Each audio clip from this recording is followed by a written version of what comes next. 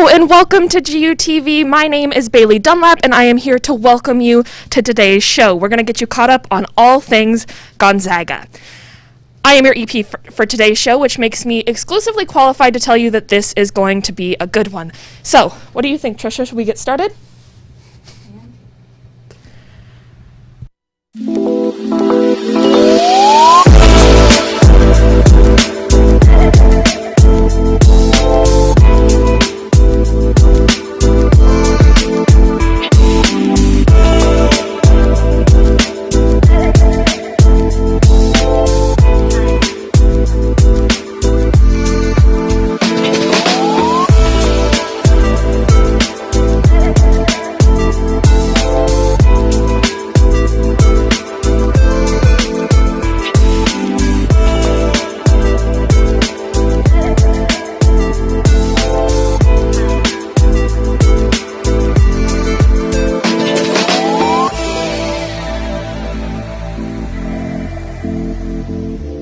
Hello and welcome to Signing On with GUTV. I'm Hannah Hislop. And I'm Aiden Brown.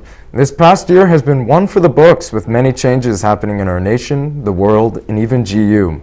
We're here to get you up to speed with the latest on Signing On. An unprecedented political environment here in the U.S. sees many more people invested in news reporting than ever. For many, their main source of news is social media. Kevin Young has more on that story. How do you get your news? The paper? Maybe TV? In the last 20 years, news consumption through social media has continued to rise in popularity with no sign of stopping, and I wanted to see how that might be changing things. A news consumption survey conducted for the Gonzaga Bulletin found that 91% of Gonzaga students prefer digital news over print news. For some students who are avid news consumers, they can see the positives and negatives of this reliance on social media.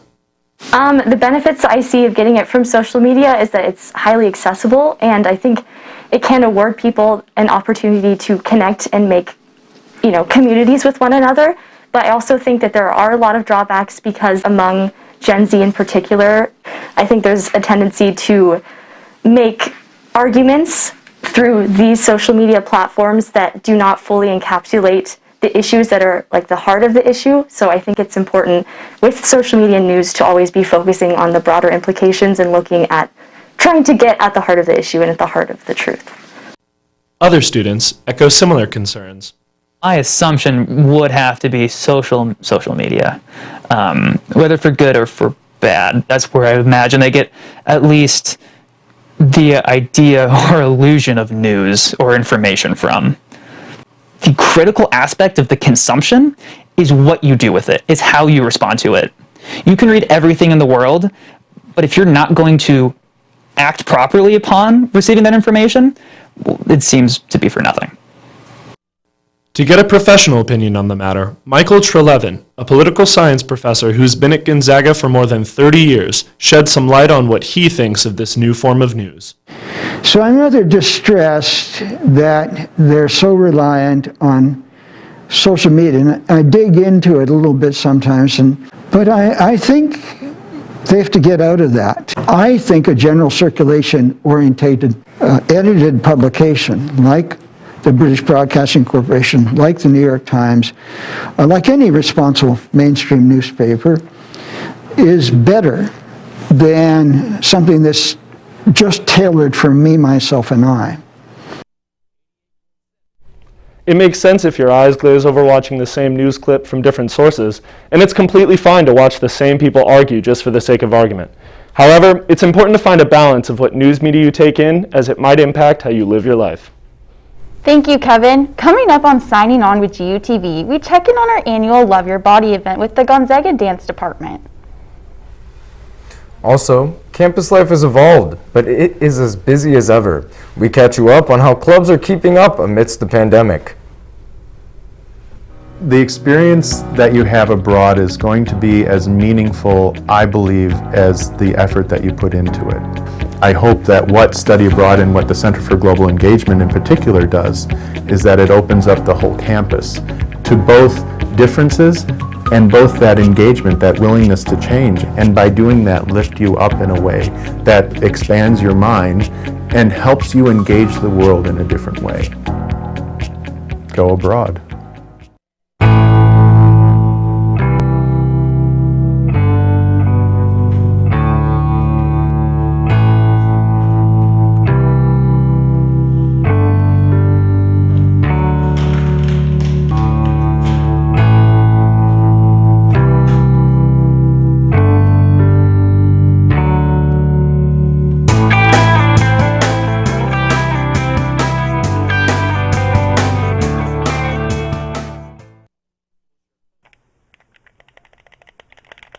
Ah! So straight! Have you seen Ben's tiny car? Totally straight. Oh, this is so straight. Can you believe Professor Stevens today? He was being so straight. Oh, this class is so straight. Man, you don't want to go see that. That movie's super straight. What does that even mean? Do you even know what you're saying when you say that's so gay? Think before you speak.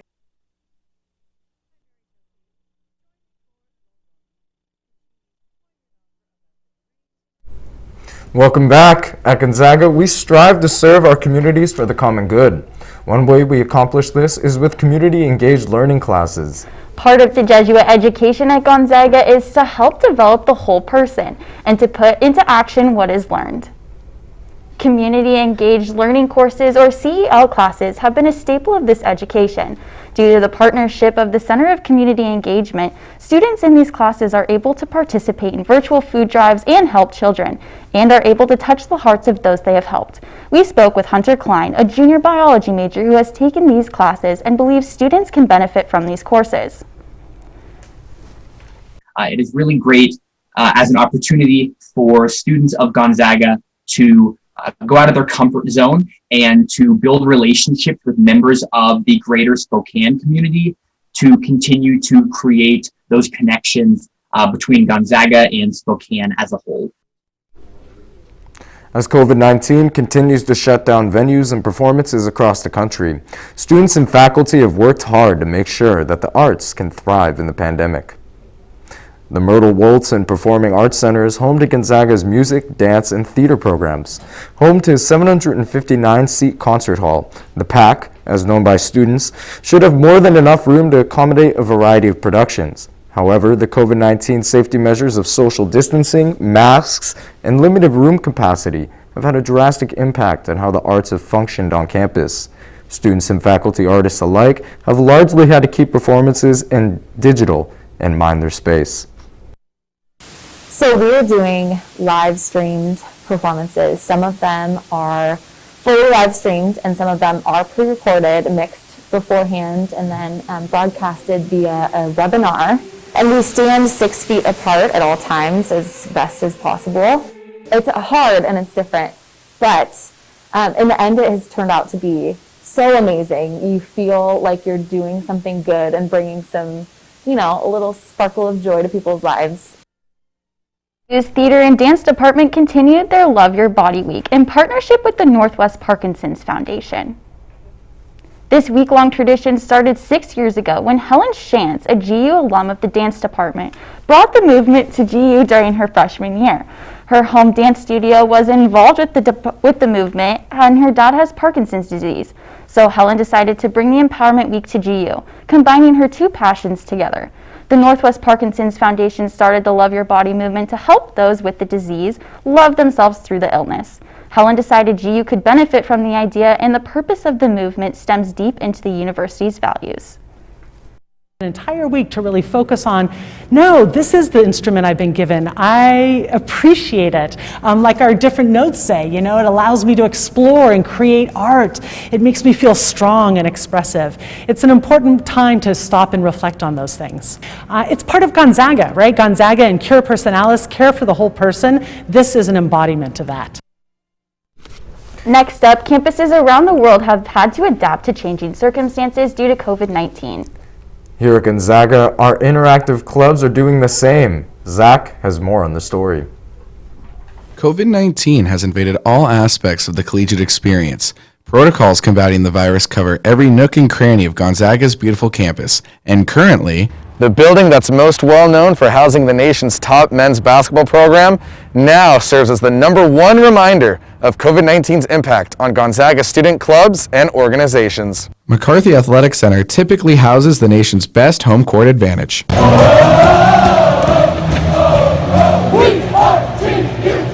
Kennel Club, Gonzaga's largest student organization, has been rattling opponents for 35 years, but now, due to rules prohibiting fans, the club has shifted its energy elsewhere. It has posed the challenges by having us not have any games. It's been really hard. We've had to be creative on our feet, but luckily I think we've been really creative so far.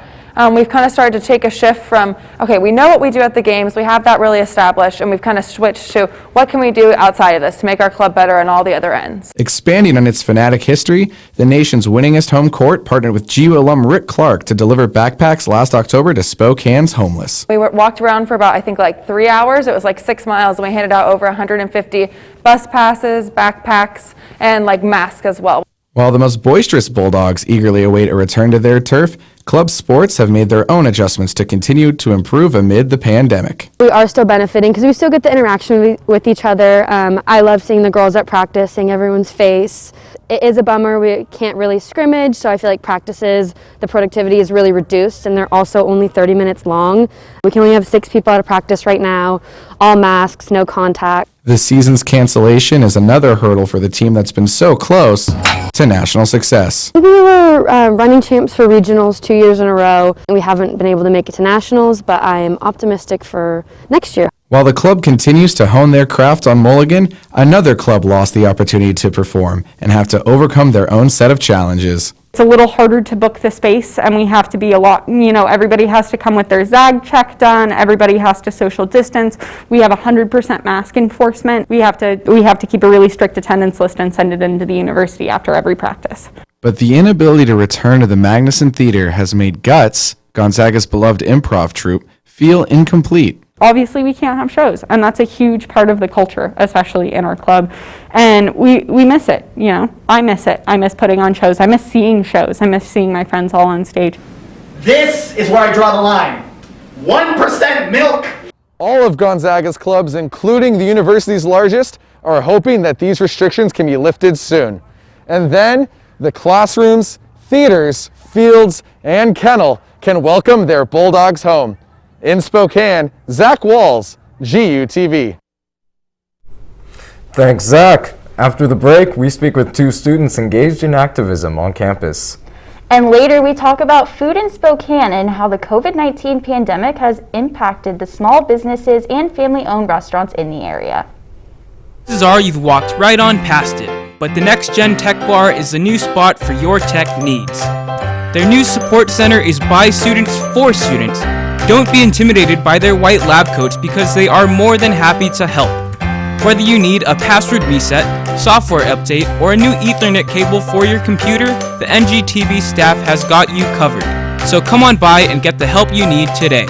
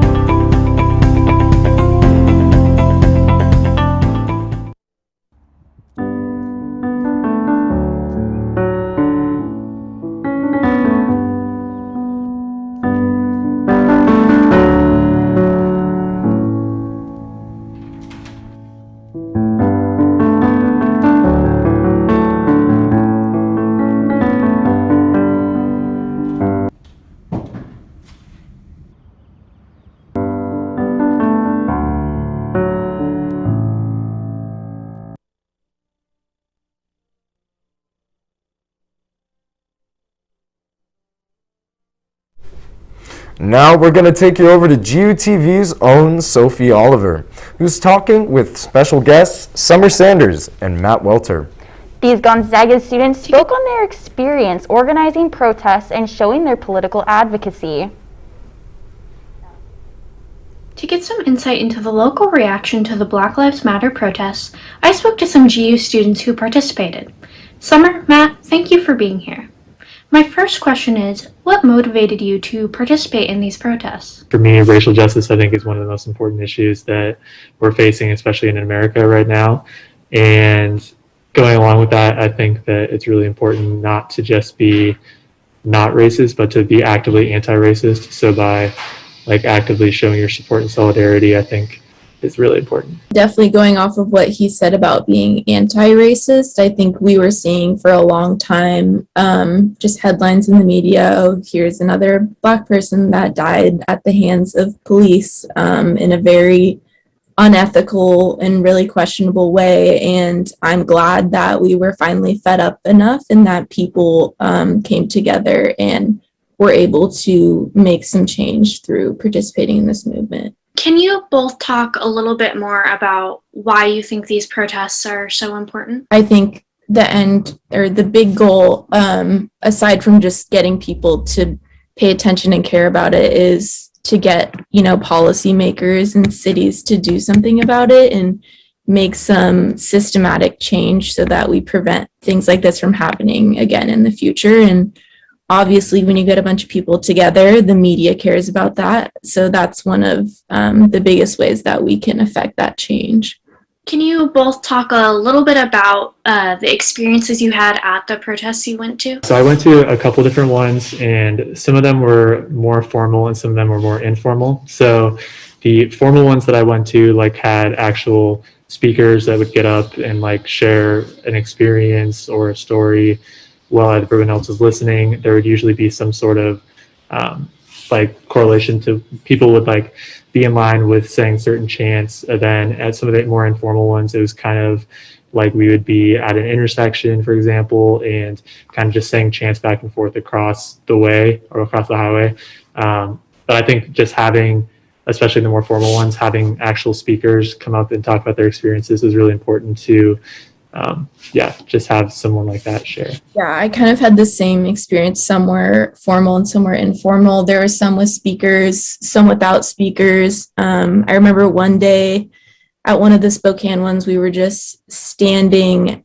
Actually, I think a guy showed up with a gun on his side, legally he could carry it and everything, but he was across the street from the Black Lives Matter protest, and we didn't know if he was with us or against us. So myself and a bunch of other people moved to that side of the street and just kind of blocked him by holding up our signs to the cars. So that's what they saw instead of seeing this guy. But yeah, and then we would kind of wave at the cars and try and get them to honk at us and stuff like that. There was another day we all marched down to the courthouse, and that was a really powerful moment, and the police were kind of lined up in their hazard gear and everything, and we were just kind of talking to them and addressing them in a big group. Is there anything else that you think is important to add about the Black Lives Matter protests or the cause? I guess overall I would just advocate for, obviously there was a big uptick in people protesting right after certain events happened, but I feel in order to continue to fight for policy change, such as what Summer mentioned, that you can't really you have to continue, even though that maybe it's not the super popular thing to do right now, as far as it's not what it was back then. I think you still have to continue with protesting. And also I would say one thing about, some people give Black Lives Matter a bad rap with but overall, if you're peacefully protesting something that needs to be changed, that's how things changed. And things have been changed as far as policies go too. So by not doing anything, there's no way that anything's going to get changed. It did feel like a lot of people just kind of latched on to the growing movement in that moment and then just didn't stick with it or weren't really vocal about it before then. And I hope that can change. I don't know why people are kind of shy about being vocal about that. Also, I think people are a little too critical about the whole social media movement. They kind of say oh, so-and-so posts about these racial justice issues on social media. That's just not worth doing. That's performative activism. And I think in some cases it is, but I mean, it makes a difference. People look at that stuff. We're all on social media a lot, especially now with COVID and everything. I know I'm on it a lot more, and I read what people share and read what people post. So yeah, just continuing to be vocal. It shouldn't take, more instances for us to keep the momentum and affect some real change. Thank you both for taking the time to talk with us about these protests. Now back to the studio. Thank you, Sophie, and thank you to Summer and Matt as well for sharing their stories. Coming up next, COVID-19 has had a huge impact on the entire Gonzaga community. We talk through the specific questions on everyone's mind. And then, small businesses closing all over the country, and Spokane is no different. We take you through the changing Spokane restaurant scene. So, as a college student, I can't really have a pet of my own. But I want to do something to help out these, really neglected animals. I mean, we can't help all of these animals, but every little effort goes a long way. Because, quite honestly, every animal deserves at least one happy day.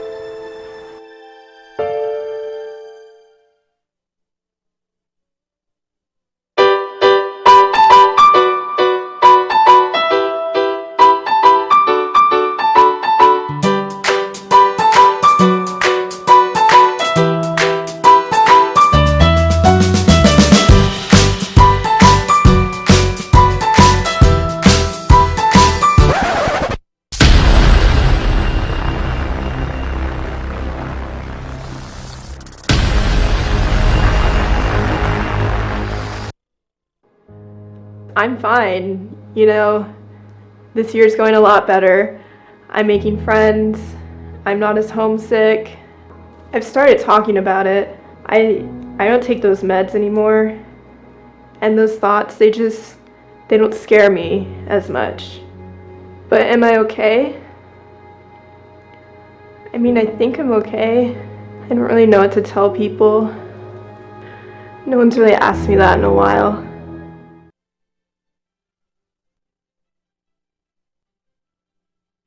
Welcome back. Since March of last year, we have been swamped with numbers and statistics about the virus. But what does that mean for the Gonzaga community, and how does GU compare? We'll speak to Sam for the latest.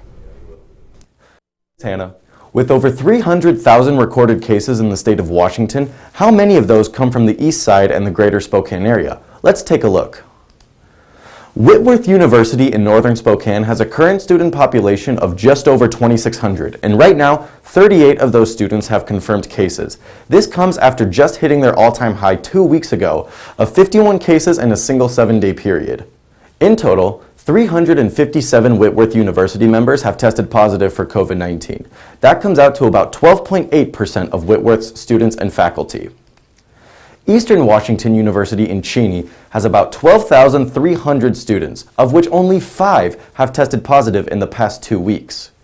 In total, the Eagles have had 156 confirmed cases, with their all-time high week being November 7th to the 14th, mostly coming from students living off campus. These statistics tell us that about 1% of Eastern's members have gotten the virus after an online school year. Our very own Gonzaga University currently has just under 7,300 students as of fall 2020, and right now, 20 presently positive cases. In total, with 382 cumulative positive tests, about 5% of GU members have gotten COVID.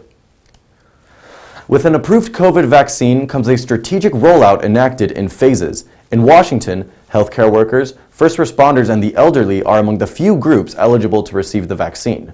Also, recently, junior and senior nursing majors at Gonzaga became eligible if they work in a clinical setting. The Spokane Arena is the city's current vaccination site, and appointments open up depending on the vaccine's availability. However, thus far, the schedule has been completely booked, with many Spokane residents getting vaccinated and doing their part in keeping their community safe. From all of us here at GUTV, we wish you the best. Stay safe.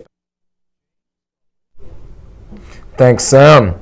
Obviously, the impact of COVID-19 has been calamitous to many families and communities in Spokane and around the world. It has also had a profound effect on small businesses and restaurants, even ones that have historically been hubs for GU students. We go to Mylan Garnett with more information on how Gonzaga's favorite eateries have been affected. Thanks, Aiden. As we all endure the challenges presented by this global pandemic, community fixtures like restaurants continue to face unique hurdles to remain in business. Some have found ways to continue serving customers, while others have been forced to close their doors. Two favorites for Gonzaga students are prime examples of this difficult time for local restaurants. One door closed, Another remaining open. Wolfie's and the Logan Tavern are two dining establishments that anyone close to the Gonzaga community knows very well. However, due to the pandemic, one of these beloved restaurants was forced to close down. Wolfie's has been serving burgers for a long time in the Spokane community, and it's strictly due to the pandemic that this location is being forced to shut down. Gonzaga students will certainly miss Wolfie's tasty hamburgers and the memories that came along with them. A fun memory I have of going to Wolfie's was freshman year. We would, my dorm on college, we'd all get together, and as a group, we'd all walk over to Wolfie's. We'd all walk over to Wolfie's and get shakes and grilled cheeses, and it was the perfect thing for like not breakfast at like 1:30 in the afternoon after a late night in a freshman dorm. So yeah, no, I'll always remember those times with the boys. Across the street, the Logan Tavern is working hard to make sure their customers are satisfied with both their safety and service. The amount of people we can have in here is way different than what we're used to. Like our usual capacity is like almost 150, and now we're about to go into phase 2, which is 25%, so that's really only like 35 people. Know that we are trying to follow the rules as best we can, and we have to sanitize everything. I mean, we've always been really cleanly, but now it's like it smells like bleach in here all the time. Although the people at the tavern are doing what they can, they recognize how challenging these times can be for all local businesses. You put your livelihood into this, you pour your heart and soul into these things, and so it's really hard to watch other people like Wolfie's across the street, for example, going out of business, and all these places that have been here for years. It's heartbreaking. With the threat of the pandemic still looming large, it's important to help out local businesses whenever possible. Places like the Logan Tavern are remaining open through hard work by great people, but the same can't be said for the less fortunate Wolfies. Last week, Governor Jay Inslee officially moved the Spokane region into Phase 2.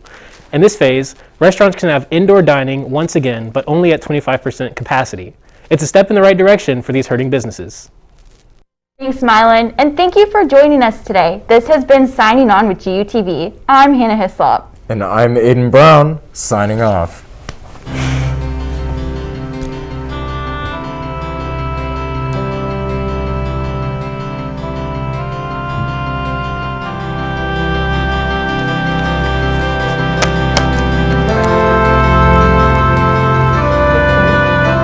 We did it.